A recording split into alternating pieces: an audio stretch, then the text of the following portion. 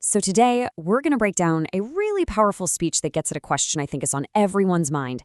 How do you actually find your place in this new AI economy? And look, this isn't just about tech. It's about opportunity and who really gets to have it. Okay, let's dive right in. 700. We're going to start with that number. That's how many job applications the speaker sent out right after she graduated. 700 times she asked for an opportunity. And the response? Not one single interview, just silence. And that silence, it led to this huge realization. This wasn't just bad luck. It wasn't a bad economy. It was a design problem. The architecture of the system itself. A system that, well, it just wasn't built for everyone. And that insight right there is the key to everything else we're going to talk about. This is where that personal story just blows up to a massive scale, to the economic shift we're all living through with AI. I mean, if AI is rebuilding our world, if it's deciding who gets to create value, then we have to ask the biggest question of all. Who is this new system actually being designed for?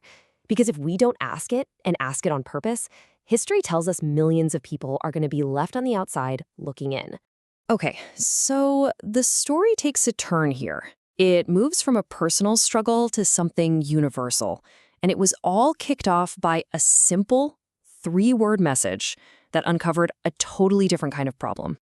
That's it. That was the message the speaker got from her niece. It's a question being asked in Lagos, Manila, Paris, New York. I mean, literally everywhere. And it sounds so simple, right? But underneath it is this deep anxiety that millions of people feel as they look at this new digital world and just wonder where they fit in. And what's so fascinating is how the speaker reframes that question. She realized it wasn't really about income. It was about agency.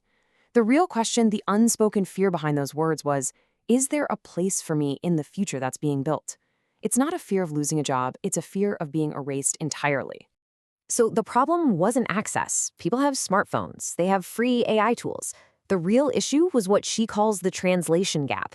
It's that space between having a powerful tool and having the mental model, the framework to actually create value with it. See, this isn't a tech problem. It's a human systems problem. And this is the absolute core of the whole idea.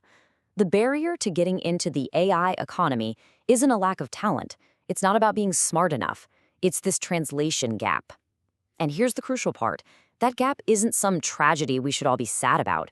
It is the single biggest economic opportunity we have right now. Okay, so how do you bridge that gap? Well, the speaker didn't just point out the problem. She actually built a solution, a practical, step-by-step blueprint designed to turn that access into actual income. And it starts with what she calls the 5 AI hustles. These 5 hustles, they are real, concrete ways to get started. I mean, think about AI research services. There are over 300 million small businesses around the world that need that. Or how about AI content creation? That's a $600 billion industry you can tap into. Then there's workflow assistance, digital product creation, and AI-powered freelancing in a market that's already worth $1.5 trillion. The point is, each one starts simple, with basic tools, but has the potential to become a huge part of our global economy. And this is a message aimed directly at every builder, every creator, and every investor out there. Creating the platforms, the training, the payment systems for these hustles, that is not a charity project. You are literally building the services economy of the next decade. The talent is already there. The translation layer is what's missing.